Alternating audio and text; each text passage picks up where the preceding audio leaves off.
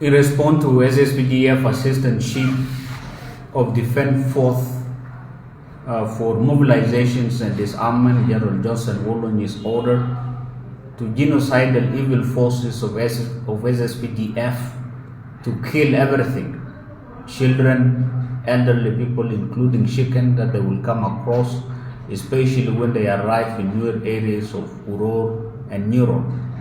This statement is both intentional and true, and it is going to be implemented to the fullest by SSPDF troops who have been ordered to commit such atrocities.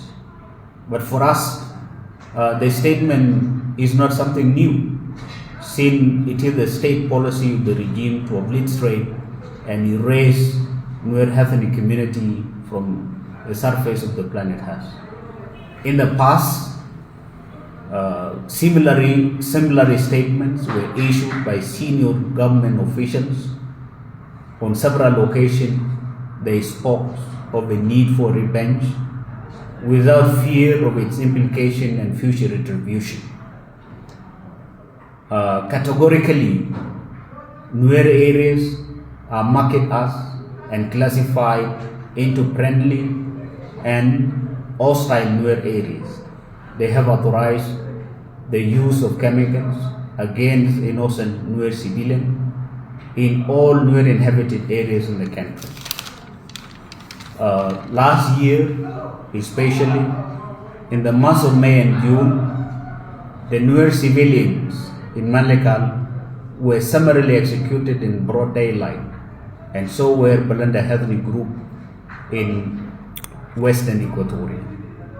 All this go back to 2013, when Nuer civilians were killed in masses on the basis of their ethnic identity.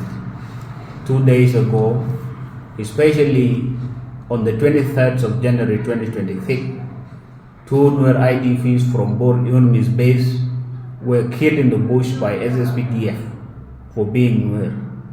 And yesterday, especially on 24th of January 2026, about 17 Nuer young men were also killed in Duk and Poktak, simply for having Nuer tribal marks on their foreheads by SSPDF. So what is happening is not something new.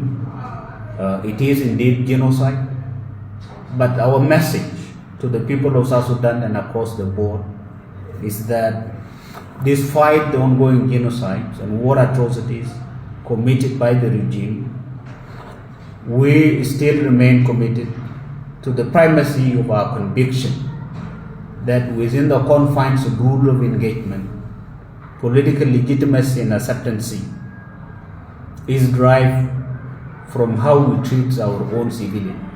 And with this conviction, civilians in SSPDF controlled areas are not going to be legitimate and sub-target of SPLA-IO military operation.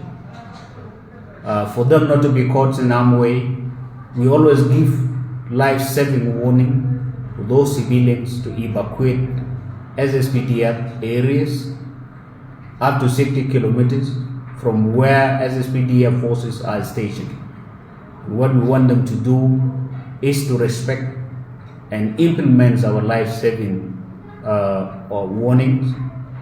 With regard to the advancements of the genocidal forces of the regime, our forces are united in spirit and concern.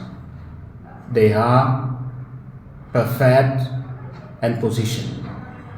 The advancing enemy forces will be broken into pieces.